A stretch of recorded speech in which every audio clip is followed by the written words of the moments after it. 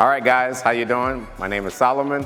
Today we're going to be doing a urethane slurry type system floor. We chose a dark gray. I'm going to show you what it looks like.